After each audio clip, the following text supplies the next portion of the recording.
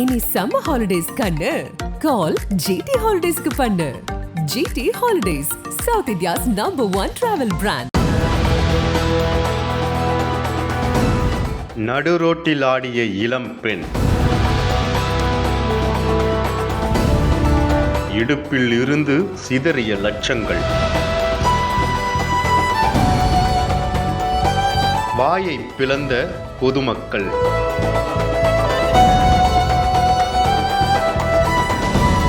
காங்கேயம் ரோட்டில் என்ன நடந்தது?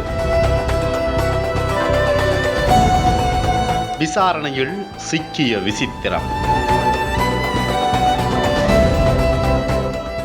ஏப்ரல் 19ஆம் தேதி தமிழகத்தில் நடக்கவுள்ள நாடாளுமன்ற தேர்தலையொட்டி அனைத்து கட்சிகளும் தீவிர பிரச்சாரத்தில் ஈடுபட்டு வருகின்றன.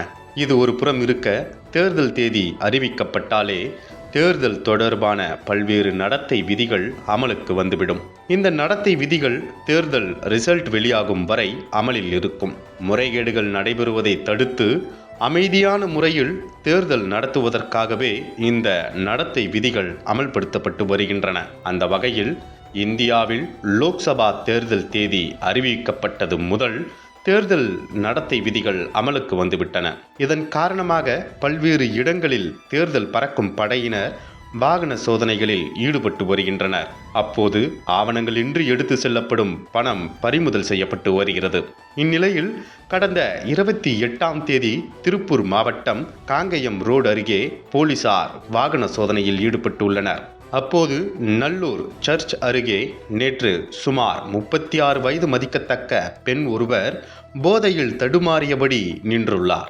அப்போது அந்த பெண்ணின் இடுப்பில் இருந்து சில கட்டுகள் பணம் கீழே விழுந்துள்ளன.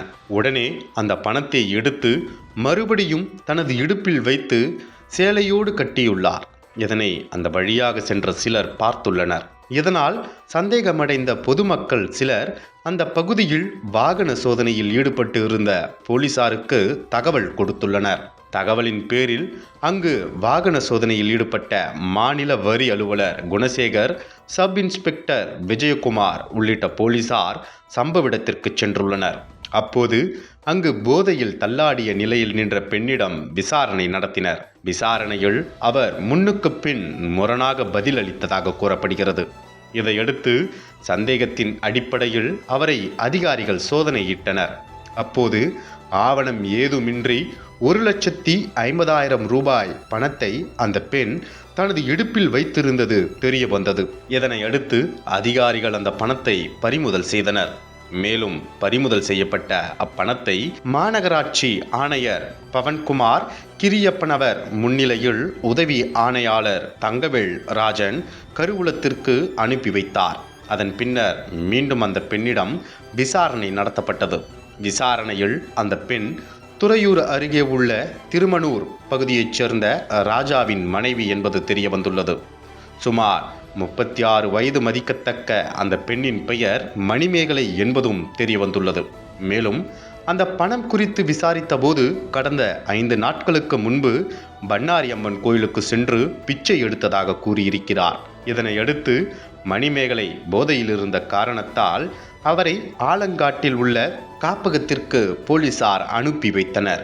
மேலும் பறிமுதல் செய்யப்பட்ட அந்த பணம் மணிமேகலை கூறுவதைப் போல பிச்சை எடுத்து சேர்த்த பணமா அல்லது வேறு ஏதேனும் வழியில் அவருக்கு கிடைத்த பணமா என்ற கோணத்தில் போலீசார் விசாரித்து வருகின்றனர். இதற்கிடையில் 1,50,000 லட்சம் ரூபாய் பணம் தொலைந்து விட்டதாக நல்லூர் காவல் நிலையத்தில் ஒருவர் புகார் கொடுத்திருப்பதாக கூறப்படுகிறது. இதன் காரணமாக அதுதான் இந்த பணமா என்ற கோணத்தில் போலீசார் விசாரணை செய்து வருகின்றனர். அனல் பறக்கும் செய்திகளை அப்டேட் செய்து கொள்ள நக்கீரன் களத்தை இப்பவே சப்ஸ்கிரைப் பண்ணுங்க.